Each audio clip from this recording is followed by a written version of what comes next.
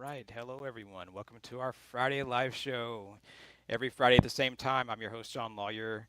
I'm a soldier turned spiritualist. And, every week what we want to do is we want to bring people in and have a conversation and open the world up and try to express different views and figure out what this world's all about so that people can live more fulfilling, joyful, and in spiritual lives. And if we can discuss spirituality, religion, philosophical subjects, and be open minded about it, we're all going to kind of expand our engagement with the community. So each week we have a different co-host.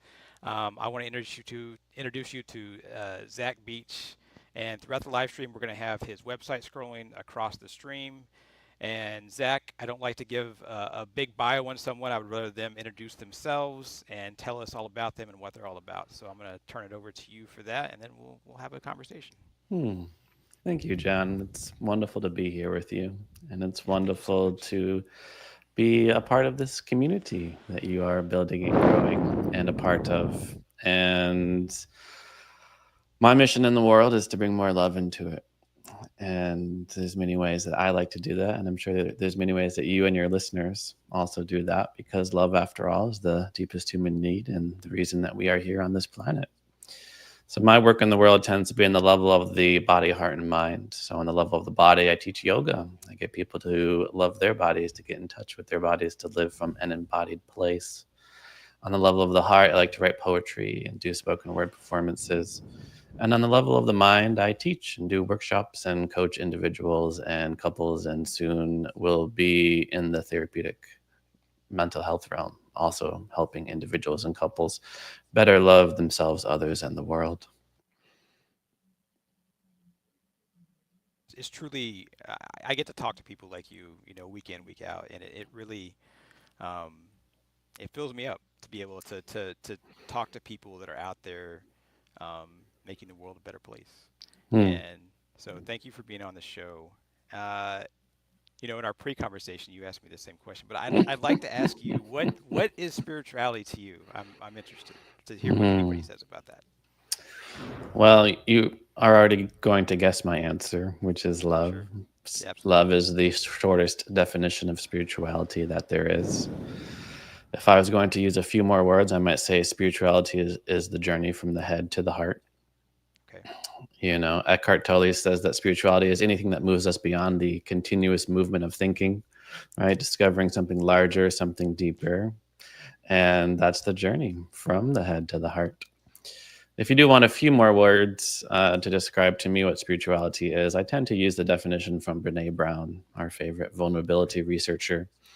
And she says spirituality is recognizing and celebrating that we are all inextricably connected to each other by a power greater than all of us, and that our connection to that power and to one another is grounded in love and compassion.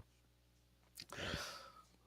I think the single answer of love is a beautiful expression of what spirituality is, and you taking it to what how Brene Brown beautifully encompasses it as far as that universal oneness of the whole, which is kind of what I kind of talked about when you asked me what it was to me. I think that there's so much there because I think it we can still have this unique individual aspect of our day-to-day lives and yet understand that we have these wonderful things that connect us, this Hmm. amazing things that that connect us. When when you're out there and you're teaching uh, yoga, what what comes back to you as far as like that manifestation of love? What brings you back to yoga? What keeps you going? What connects you with that so deeply? Well, you said it right there. You talked about the unity, you talked about the oneness, and that's what yoga means. Yoga means to yoke, to link together, to join, and to connect. And I often point out that the modern person today is more disconnected um, than ever before. And we're disconnected from pretty much everything. Living from the shoulders up, we're disconnected from our hearts, from our intuitions, from our bodies. In our isolated, individualistic Western society, where we are separate from each other as our communities dissolve, as our extended family structures dissolve, we are in a loneliness epidemic. And we also disconnected from the natural world. We don't often feel our feet, bare feet in the grass and in the dirt and in the earth. So yoga is all about cultivating that connection. And I like how you also mentioned kind of this balance between our own individuality, or what you might call separateness, and of course the unity. And I always encourage everyone to think about spiritual practice as one of both and, right? Not either or. This is a teaching I got from Richard Rohr, a wonderful priest. And he says our practice should always be both and. It should always be inclusive. And our spirituality is as inclusive as it gets. It includes everything. And we can be both and, not either or. We can be both an individual and connected to all things. We can be both oneness and nothingness. We can be both emptiness and fullness. We can be everything and nothing at the same time. And I think it's that inclusivity and that's embracing all beings as our brothers and sisters on this path together, I think is so crucial on this path. So yoga is also a sangha. It's a community. It's a place to go and Yes. to be yourself and with others. So sometimes I give my class a pop quiz. I'm like, is light a particle or is it a wave? And if people that know say it's both, right? And okay, are you a spiritual being or a human being? Guess what? You can be both too. Yes, I even sometimes when the universe presents us these what people might want to see concretely as contradictions. I think I've always thought that there is great truth to be found at contradictions in the balance of everything, and um, and it doesn't have to be one or the other. And I feel like we're raised that way. I talk about it on our channel quite a bit. We're raised for yes or no, or black or white, or right or wrong, and when really the balance is where our being kind of sits and where the universe kind of sits. And uh, we know that nature takes things back to balance. We know even if you study science, science brings things uh, back to balance. And so spiritually, I think saying it can be things can be both is a really beautiful approach, and it's freeing.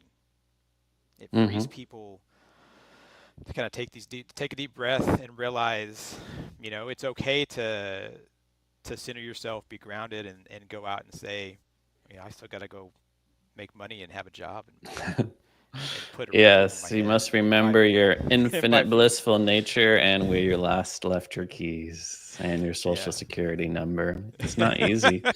Yeah, right. It's funny how you use the term contradiction. I tend to use the term paradox. Yeah, And that's a good way to say it. yeah, Suzuki Roshi says, if it's not paradoxical, it's not true. Yes. Yeah, And I, yeah. mhm. And I do feel like yeah, in the English language are not as good as paradoxes like they do have in Japanese and the Zen tradition. It's just paradox is something that's just so welcomed. But Carl Jung also said that only paradox comes anywhere close to comprehending the fullness of life, and it's one of our most valuable spiritual possessions. So Young. people I do want yeah, the thing, and I'm yeah, like, it's no thing and everything. yeah. And I feel like it's a process. One thing that I don't know all day as I've been kind of thinking about our show today and thinking about talking to you.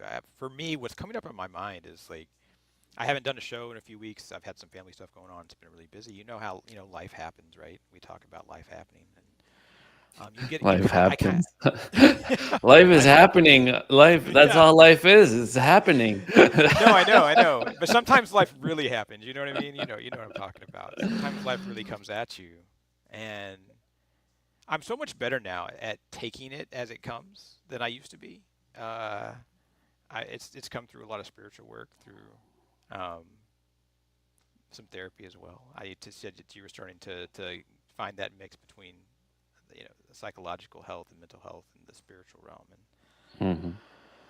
you know, um, I just want to thank you for coming on tonight because it's so good to get back to it. And for me, uh, I think about this spiritual path that I walk, and it just is. It isn't one thing or the other, or the absence or the presence of anything. It just is. And sometimes, I get in a point in life where I lose sight of that, and it's good to be back here. How do you, if life comes at you or comes at a client that you're dealing with, like what do you do personally, and how do you advise people to stay at this, take life as it is, to remember the balance and move forward with that in a positive way? It's interesting. We have this phrase in yoga that we better listen to our body's whispers now so we don't hear it yell later. The basic idea being that life is always sending us gentle nudges. Our heart is always whispering to us our deepest purpose. Life is always calling. I'm going to hold up my phone. Life is always calling.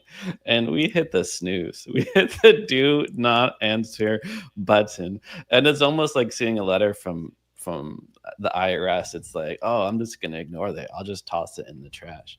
Well, guess what? Life is going to happen if you keep avoiding those messages and not listening to your heart's whispers, to your body whispers. You are going to hear it yell later. If you're not continually updating your models of how to live in this world, how to operate in this world, then life will happen and it will shake you to your core. And that will be a new opportunity for healing and growth. I kind of equate it to, like, let's say you're learning to drive and your passenger's like, stop. You better stop. There's a brick wall in front of you. You better stop. And you just slam into the brick wall. Well, guess what? You're still stopped. So life was Yes. going to happen. Your necessary paths and steps in life are going to happen. So we always say no mud, no lotus. The times in our life that are the most challenging, that often bring us the most suffering in our life, is the earth that is the most fertile for our growth and awakening. If we choose to integrate it into our lives, it's not just like mud will magically turn into the lotus flower. You have to be with it. You have to digest it. You have to integrate it. You have to not run away from it. You have to Yeah. welcome it into your life. So I have a feeling that if life's coming at you, like all of a sudden, like what were you missing? What signals were you missing? What sleepwalking were you doing throughout your life that now life is banging on your door saying, Yes. okay, now is the time. So you can extrapolate to everything. Listen to your partner's whisper now so you don't have to hear them yell later, right? Like we say, Yeah. our partner says, oh, I'm unhappy. And you're like, it's okay. I'm busy. I'm playing a video game. I don't have time to listen to you right now. Well, guess what? You get those divorce papers 6 months from now, you're going to really wish you listened to your partner's whispers. So we're here to pay attention to it all, and we're here to welcome it all, this life of 10,000 joys and 10,000 sorrows. So when life comes at you, that's a wonderful opportunity Yeah. to come to new bottles of the universe. I think choosing awareness instead of pretending that you're not aware, pretending that something doesn't exist is definitely, there's a lot of wisdom in what you just said.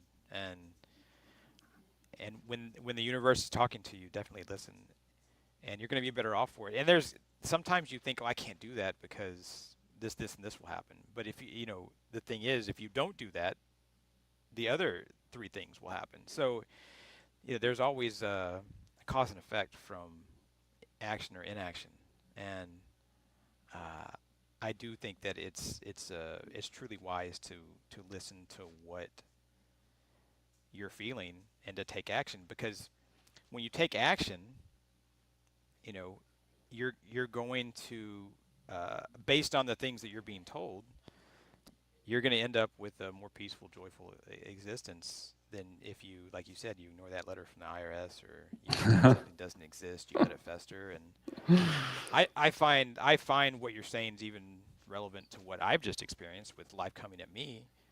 There's definitely some things that I could have done differently. There's definitely Hmm. some things that I didn't do for myself. I didn't listen to myself. I didn't listen to my intuition, my universal intuition, Hmm. and their life is. And so I hope the audience can take away from this that there is so much out there sending you signals, and we just have to choose to be open and receptive to them versus closed off and stubborn. Mm-hmm. So, Mm-hmm. I mean, Smooth seas don't make good sailors, as how the phrase goes. We are here to welcome in the difficulties in our lives because those are the moments that shape us the most. When you ask people like, oh, that really intense experience of your life, that really painful experience of your life, would you erase it from your life? Would you want it to never have happened? And 99% of the time people say no. Like, I learned so much in the process and I'm stronger as a result. And even the negative aspects of our life shaped who we are today. absolutely. Yeah, I'm a guest on podcasts sometimes, just like you're a guest now, and sometimes they'll ask the question, would you do it all over again, or would you not have had those experiences as a soldier at war and stuff like that, and regardless of Mm, what the experience was, um, yeah, it's who we are. It's made us. We'd be a totally different person if not for those trying experiences that we've had, and being able to take wisdom from those experiences is part of what life's all about. Is part of what being. I don't want to use the word successful because I don't like that term in this instance, but something we can't be in our best place if we don't have this deep acceptance mm-hmm. of where we've been, where we are, and even where we're going. Even if we don't have to, I don't like focusing on the horizon and saying, okay, this is definitely where I have to get to, because I found that rarely when I get there, it looks like what I was thinking that it was going to look. Mm-hmm. Mm-hmm. Um, how did you get here? How did you get to this place? Like, how did you become this loving kindness, beacon of light? How did that happen?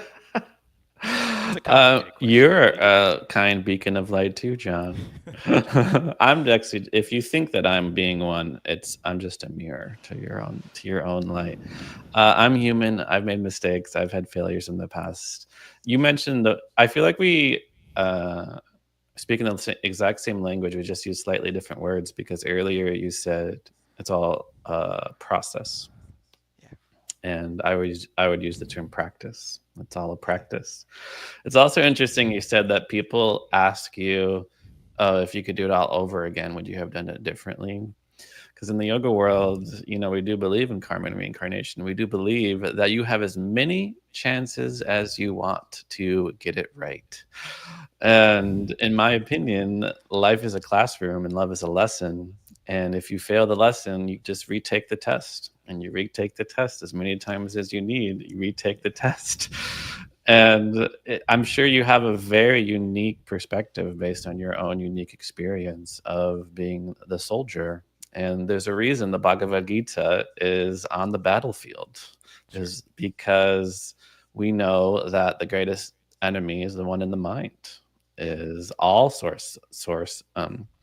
source of all violence in the world comes from the mind, comes from the human mind. And that is our true enemy. So when we sit down to meditation, that is what we are fighting, right? So this is the practice to tend the garden of the mind, to pull out the weeds of hatred, ill will, jealousy, envy, resentment, and to plant seeds of kindness and compassion and forgiveness and understanding and love.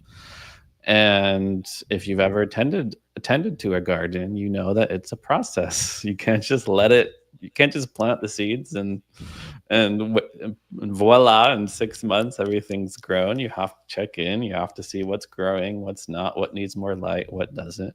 So it's the same thing when we notice the weeds of hatred, ill will, and resentment. We pull those out. We don't throw them in the garbage. We compost them. We turn it into Yeah. fertile earth for our own growth. And if our love isn't growing, we have to look at what are the causes and conditions that are stunting its growth. Where does our love need more nourishment in terms of light, light and water and nutrients? In this case, our love is also on the vine. It also needs to be nourished. So relationships are a wonderful way to practice, right? Practice all those little triggers. All We always marry our unfinished business. So relationships are a wonderful opportunity to finish your business, to learn the lessons of love. I have a client, he's on his fourth marriage. I was like, all right, man. That's a lot of marriages. It's like, Now's your That makes me chance. tired. That makes me tired just thinking about it, actually. Now's your Uh, chance to learn the lessons of love. But yeah. let's have this be the final exam, okay? Well, and you said it when you first started talking too. I love that the idea about the mirror, the universal mirror in life, in this spiritual journey that we're all on, because everything is a reflection. It's we have such a difficult time in our society, and you talked about kind of this disparate nature of our society now. We've left our communities, we live in different places from our family. Our extended family doesn't live with us. We don't see them as often. We're not as connected socially during the day. Um, and I think it also it causes us to lose perspective on uh, the experience that other people are having, because what we tend to do is reflect ourselves in them, and that can be very harmful, especially if we're not having the best relationship within ourselves, right? And Yes, we I would call that projection when we reflect yeah, ourselves onto others. We absolutely. want to be And the I mirror, not the. Go ahead. yeah. No, exactly. No, we want to be the mirror uh, of love, like if we lead with loving kindness, then suddenly the people around us, um, they reflect that back to us. Like suddenly when we're leading with that, we get it back from the universe. It's that karmic cycle that we know about. And I love that you bring up the Bhagavad Gita, because I think it's one of the greatest works ever. And in all One my of the reading of best. religion and I have it right here. yeah, yeah, I've got it multiple, right back here somewhere. multiple copies. Yeah, I've got one in Hindi and one in English. Um, and actually, I think my favorite reading of it though is there's a version. It's called Talks on the Gita by Vinoba, and it was he was Gandhi's guru, and he was a political prisoner under the British, and every Sunday he would give a sermon on a chapter of the Gita to the political prisoners and Hmm. talk Hmm. about it. And someone recorded it and wrote it down, and it was published as a book later on. It's a beautiful um, kind of summary of the Gita. But Yeah, there's a quote by James Baldwin I often return to, which goes, "If I love you, I have to make you conscious of the things that you do not see." Because there's different layers of meaning we can take to this. One, of course, is that in partnership, we reflect back our partner's goodness, our partner's beauty. We see the good in them and we get to reflect it back so that they can see the good in them too. I'm never a big fan of the cliche that you can't love somebody else until you love yourself, because a lot of the time we learn to love ourselves via somebody else loving us unconditionally and deeply. We think that we're unlovable until someone says, "But I love you so much. Like with all of my heart, I love you." And you're like, "No, I'm not a lovable human being." It takes some convincing sometimes. But of course, making you conscious of the things you do not see can apply to so much more, right? Can apply to systems of oppression, and you don't see the pain, for example, that you put me in via the things yeah, that you say or the things that you do. So it goes back to consciousness and awareness. yeah, consciousness and awareness. Yeah, uh, that's a good perspective too. And I've been guilty of that cliche of saying you can't love anybody else till you love yourself first. Like I've been guilty of saying that or thinking that, and I agree with what you're saying though, that you can love other people first.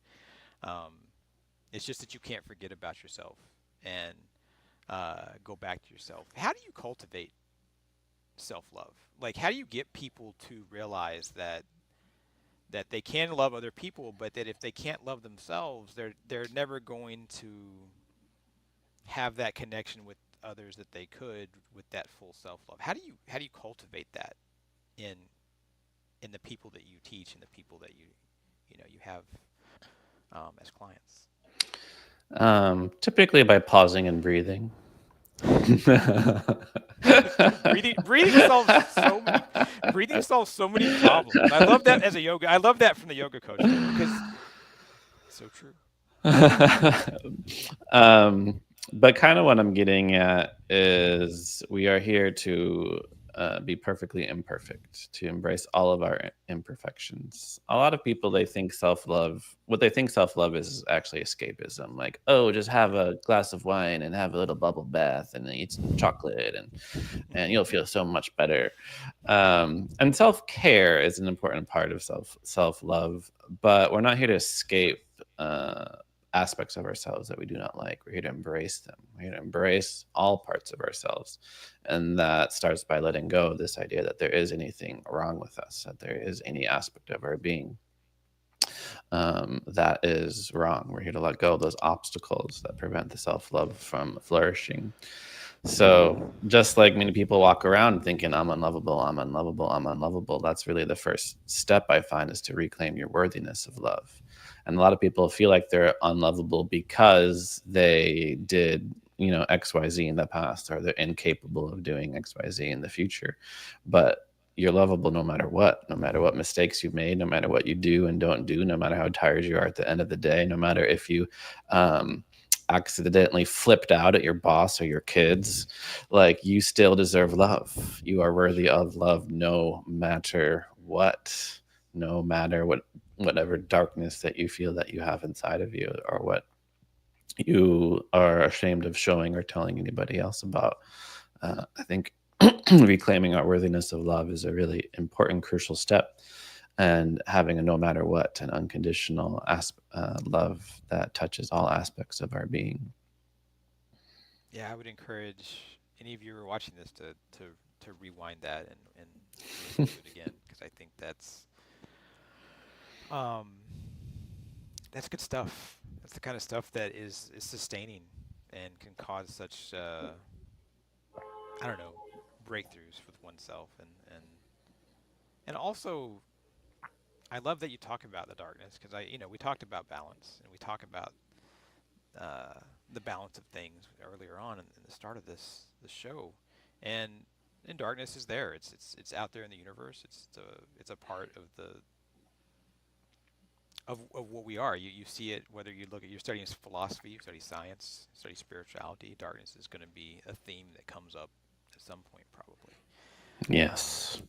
and when it Integrating going to the darkness is an absolute crucial part of the path. It's not all love and light, ladies and gentlemen. I don't want to be the bearer of bad news. and you don't have to be all light. It is absolutely okay to say I have darkness inside of me. It doesn't define me. It just is what it is. I always go. I sometimes I go back to Ram Dass. Whether I be here now, right? Like most people who are in the spiritual world have probably read it. If they haven't, go out and get it. It's worthwhile. But there would be times he would be on stage and he would get the wrong microphone, or wouldn't have the right audio set up, and Ram Dass would get upset. So I mean, it's this is not the gurus that you see out there, the people that you see out there that are great teachers, that are beacons of light. They have bad days. They have things that get frustrating for them. So it's absolutely okay to have these things inside of us that we might rather not have, but that goes back to acceptance, and acceptance for me, my own personal journey, and I don't often talk about myself a lot on this show when I have guests, but for some reason I think you're bringing this out in me, and I think Go that's for it. okay. But I had a lot of anger and rage in my background, and Hmm. PTSD and trauma, Hmm. and I had to have great acceptance of some of the darkness within, and I've become Hmm. less angry and less reactionary over the years because of that acceptance of this is who I am. Okay, now I have an easier time walking this path of love and light, knowing that everything's not all light all the time. We are here to welcome the unwelcome. Yes. Yeah, and Zen and and Master. not just in ourselves, but in others. Yeah. Yeah. um, Zen Master Dogen defines enlightenment as intimacy with all things, And lately I've been just shortening it. I'm just enlightenment is intimacy, it is closeness, it is Yeah. an embracing. Yeah. So, in your meditation, when you notice this like sad or kind of dark thought come up, or even an angry thought come up, it's like a child that you can hold Yeah. with the love of a mother tending to her own child. And like a child giving a tantrum, once you give it love, it will calm down. I know it's really obvious, but when you're cold, what is the solution? Warmth. So when you have hatred, what is the solution? Kindness. Yeah. Um, Hatred does not cease through hatred, but only love alone will the world be healed. So we once we recognize that we cannot have the lotus without the mud, we not only welcome in the mud, but we recognize that the distinction we've made between the two is an illusion. You can't have mud without lotus, and you can't have lotus without mud. They are one and the same. There's the oneness of this duality. So we see both as essential, both as part of it. So we are here to be in touch with it all, to be intimate with it all. And absolutely, enlightenment is intimacy with other human beings. Absolutely. You know, one thing that I try to bring up as we're going through the show each week is I like to talk about like purpose. I'm really interested in how we live our purpose, and I people have different perspectives on this.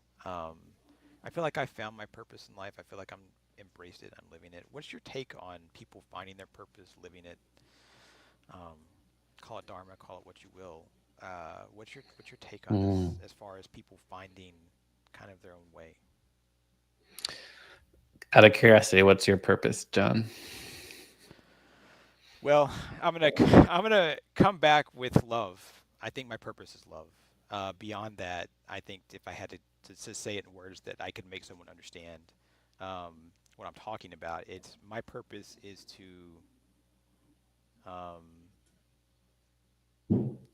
do the best that I can to help others find their own way and the best Mm. way and be empowered within themselves. I feel like Mm. that is my purpose. I feel like I had a moment 3 years ago, kind of really strongly hit me like a bolt of lightning. So that's what I would say. Mm. I love that, helping other people find their own way. Yeah, And it's a very good word to use, way. Right? There's a way for you in this world.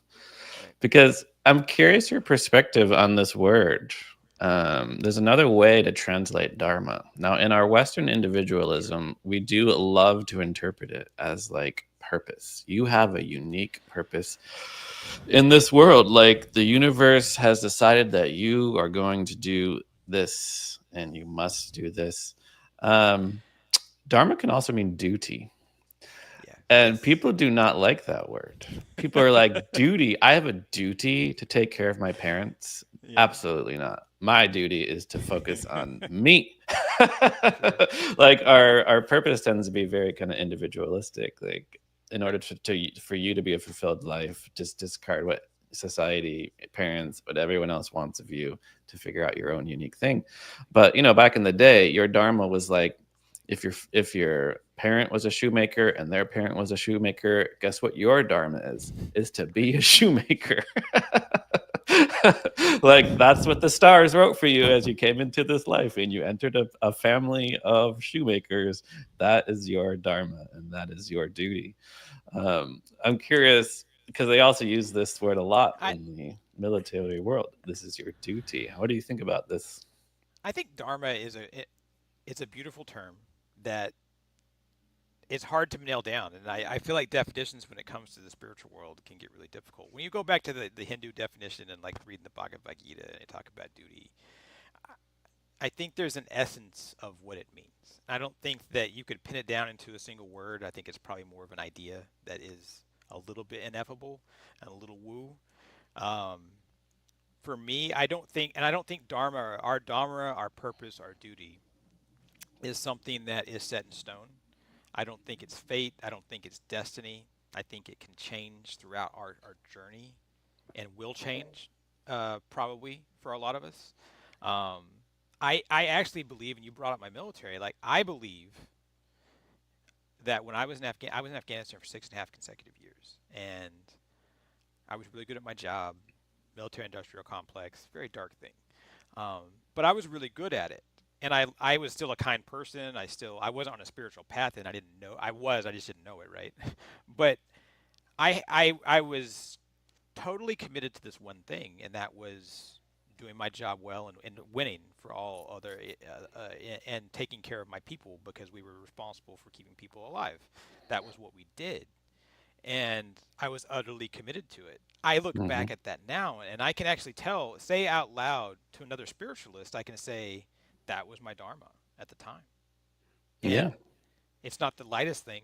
It was kind of dark, but I also was very kind. I helped people. I was protecting lives. And so there was some light there. And so it changes our duty, our dharma, our purpose. I think it shifts based on where we're at, who we are, and our relationship with the universe. I think our relationship with the universe is going to have a great impact on what we feel is the truth of our purpose, the truth of our duty, the truth of our dharma. And I don't know if that's a great answer to that. That's the No, best it's I can kind exactly of, the, yeah. it's actually the answer because that is one major interpretation of of the lesson of the Gita that you should fulfill your role and purpose and duty. These are all synonymous, although it might not be to the Right. Western mind. 100%. If you're a janitor, to be the best janitor you can be. If you're a teacher, to Yes. be the best teacher Yes. that you can be. Yes. And because this universe is not up to you, right? It's Yes. but what is up to you is your actions and what you can do in this world. Yeah. So I do think it's helpful to differentiate between like svadharma, which means like one's own Yes. purpose, Yeah, absolutely. and then kind of our ultimate destiny. And Yeah. in whether it's yoga or Buddhism or Jainism or any of the Eastern religions, our dharma is not to be a teacher or janitor or anything. It is to become awake. It is Yeah. to become. We're not here even to become Buddhists. We're here to become Buddhas. Yes.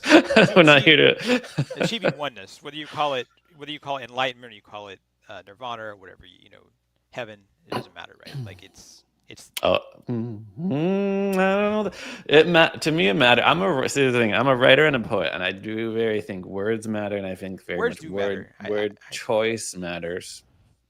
And I tend not to kind of conflate, mutually exclusive cosmologies. right. To say that like nirvana is heaven, for example, um, because people, I do feel like when people use the heaven, they very much think of a time and a place. They're like, oh yeah, like well, once I die, like this, I will enter those pearly gates and I'll be in a Yeah. new place. It's very, to me, limiting something to a time and a place is limited.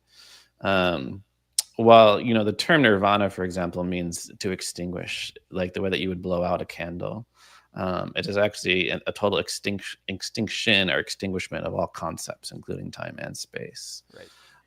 So it's not something to be attained anywhere else. It actually is nothing more than reality as it is. Um, but you are right that we are here to become awake to this moment, to reality, and of course that goes beyond words. And Yes. any word that we can Absolutely. use is just a finger pointing at the moon. Yeah. It's a man-made mechanism to try to get people to see it. Uh, I can't say because it's not a word. So it's we have these constructs in place to get people to see things in a way that clicks for them. That Hmm. they achieve that word, that which is more than a word, you know. And I completely agree that is words do mean things. And for me, even when I go back to talking about like heaven or the Judeo-Christian construct, like for me, it's always been more. If I look at Christianity, uh, it's been more of the mystical take on Christianity and the Christian mystics more than the 2,000 years of Judeo-Christian patriarchy that have told us uh, what we're supposed to think and feel about religion, which I think Hmm. is relevant to talk about a little bit. We don't talk about it a lot on the channel, but we do talk about it some. Is that what we believe, especially in the West, and people who are Westerners, is so fundamentally shaped by that Judeo-Christian monolith, kind of creature that Yeah. Our it's hard entire for it. worldview It's hard. is It's all entrenched in shaped. it, whether or not Exactly. you Yeah. go to church or the synagogue or ascribe to any of these beliefs. Yeah. It's definitely a fundamental part of our structure. Yeah. Yeah. Even Which if you never went to church, you are still fundamentally entrenched, like you said, in right. that Judeo-Christian construct, for sure. Um, so I do feel like a tremendous shift can happen once we see our religious or spiritual practice as an embracement of the mystery, because for far too long, particularly the Western traditions, Judeo-Christian traditions, have been an enforcement of certainty. Like, Yeah. this is the narrative, and if you don't believe in this narrative, if you want to translate this word in this text a different way, well, too bad. Yeah. Yeah. Yeah. Yeah. um, Yeah, you can just look at like how King James translated the Bible is just one glaring example of how we got to where we got, absolutely. yeah, and the more I go into these sacred texts, the meaning in there to be found is so profound that no one person is fully understands it Sure. and is going to tell you what it is. And it's up to all of us to really examine, what is really true and real for us. And even just slight changes can really uh, give us a different meaning. For Yeah. example, I recently learned that we can also translate it to "Blessed are the humble, for they shall inherit the earth." Whoa, that's not something you're going to be hearing no priest preaching from the pulpit over there. That's true. Yeah. um, Yeah. but Absolutely. yeah, as soon as you realize like there's different ways to interpret and even translate these texts that have changed a bit throughout time, then it becomes a dialogue. Then it Yeah. becomes both and. Yes, that's a wonderful perspective, Yeah. and rather than either or, rather than, oh, you don't Yeah. ascribe to this list of things that I think are important, so I'm just going to write you off completely. Yeah. And that's why I think it's so important to expand worldview. I think, it's and as disparate as our society has become and our communities have kind of grown apart, one of the things I love about where we're at as as as a human species, as a spiritual Earth, Mother Earth collective, is that you and I can be hundreds of miles apart and have a conversation, and that people can see it and react to it, and hopefully, um, it expands someone's worldview. It expands the things that they see and the things that they Mm-hmm. uh, believe or choose to challenge their belief of, and and grow, because right, like, growth is this amazing part of the journey. If we're not growing, we're not really having a journey. Mm-hmm. We're just stationary and kind of out of tune with um, the universe, because the universe is, I think, spiritually expanding. I mean, you look at scientifically, the universe is expanding. Nature, growth is always happening all around us, from the lowest So is level of death scientific. and decay. Exactly. It's that balance we were talking about earlier, right? Mm-hmm. Um, Mm-hmm. so yeah, absolutely. I think it's definitely the circle of life. And you said it earlier, like, we have infinite number of chances to get this the way that we were meant to get it, and that's samsara, right? We're in this samsara, right? And Mm-hmm. but we can break out of it into a new one, into a new one, into a new one, and it's a again uh that's the spiritual path that we all kind of walk, I think. Mm-hmm. Yeah, you touch on so many important points. One thing I'll just mention is I do think that our science can accentuate and complement our spirituality. Absolutely. I think one of the worst divisions that happened was when the church started to reject science and saw it as the enemy. Yeah. But just like right now, We are connecting through lots of advancements of science and technology, and such advancements can absolutely propel the human consciousness to a deeper sense of spirituality and even connection with the divine and connection with God. It's totally possible. And yeah, I also do love the cosmology of samsara, this idea that we have as many times as we need to learn this lesson. But I think a really crucial lesson to understand, even if you do adopt, well, whether or not you adopt the cosmology of karma and reincarnation is less important than recognizing that you have a precious human life. This is where both this is the center of the I want to say Zen diagram. The I'll t- center. let's coin that phrase, Zen diagram. This is the center of the Venn diagram between the scientists and the spiritualists. You have a precious human life. You ask the scientists, and they're like, "Yeah, we've discovered more galaxies in the universe than there are sands on uh, all the Yes. beaches of the world. And as far as we know, this is the only one that has life. As far as we know, this is the only one that has human life." So, in the incomprehensibly large and infinite and infinitely expanding universe, as far as we know, in the entire history of times, in the 14 billion years of the universe, there is you, my friend. There is John, lawyer, and anyone listening to this podcast. There is you that has a precious human life. So even in the realm of karma and reincarnation, a human life is always seen as a fortuitous one because we have the greatest capacity to become awake. But it's also a very rare one. So a common metaphor is imagine a turtle living at the bottom of the ocean. And in this very big ocean, there is one log, and that log has a hole in it. And every 100 years, the turtle goes up to get a breath of air. Every 100 years, the turtle goes up to the ocean. The chance of its nostrils fitting through the small hole in that piece of wood in the vast ocean is the same chance as being born as a human being. So it's so easy to drop into like, oh, I'm just one person of 8 billion. No, you are a human being and you have a precious human Yes. life. And your dharma is not to waste that life. Your dharma is to live that life to the fullest in this present moment, the only moment that ever exists. So earlier That's we it. talked about, oh, we're getting this thing in the past. Oh, if my life had gone differently.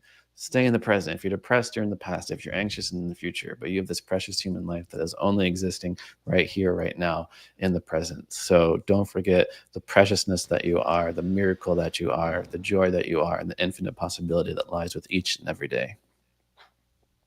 I love that. And that's it. Be here now, be in the moment. It's all we'll ever have. And I feel like if people can just embrace that, accept it, and live that way, it's this whole life-changing thing that brings in this whole rich world of existence. So uh, I feel like we could probably talk all night.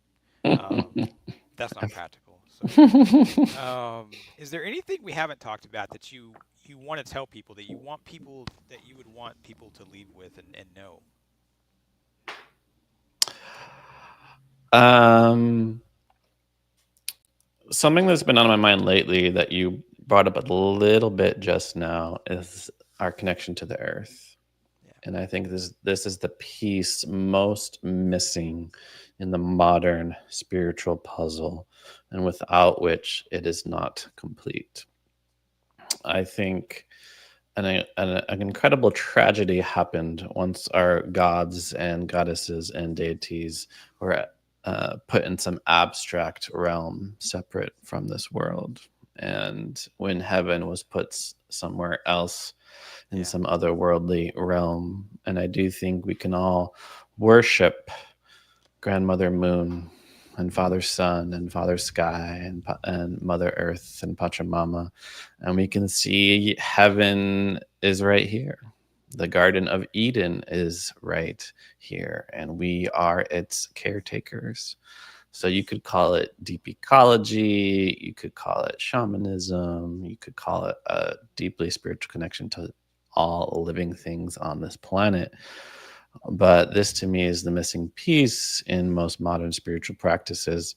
And I kind of say this kind of being steeped in the Eastern traditions and teaching a lot of yoga sure. because I am very gracious and honoring of the Indian culture as a rich melting pot of so many spiritualities. and wisdom traditions.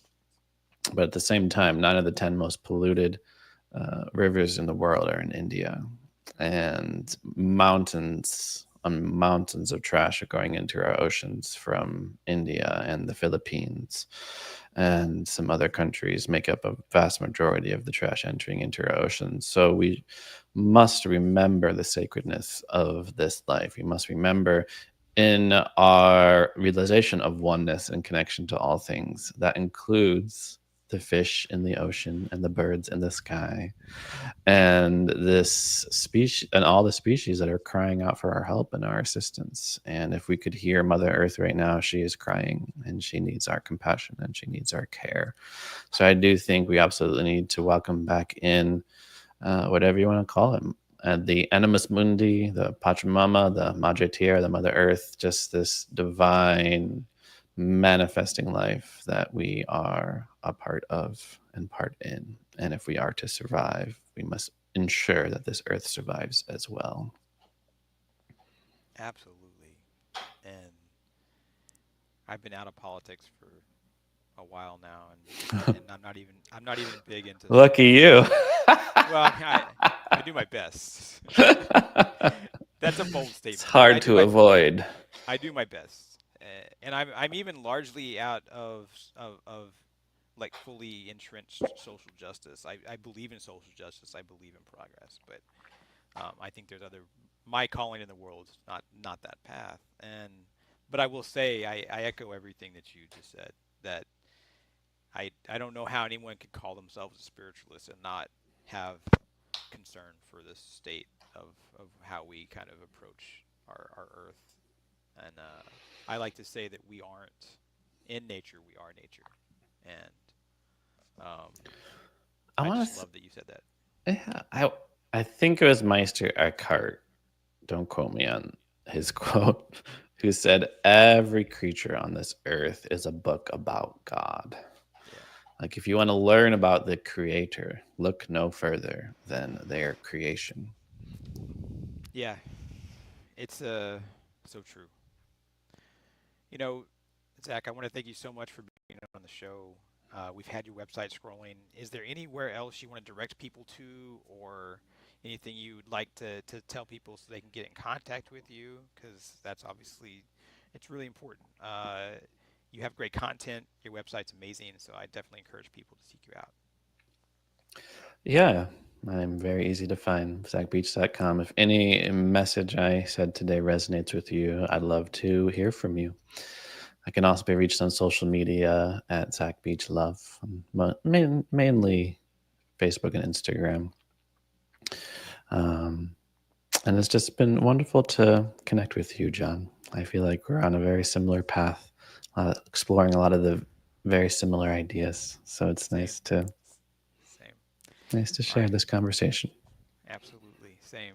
And for everybody, thank you for watching. We'll be on next Friday at the same time, 7 Central, and we'll see you then.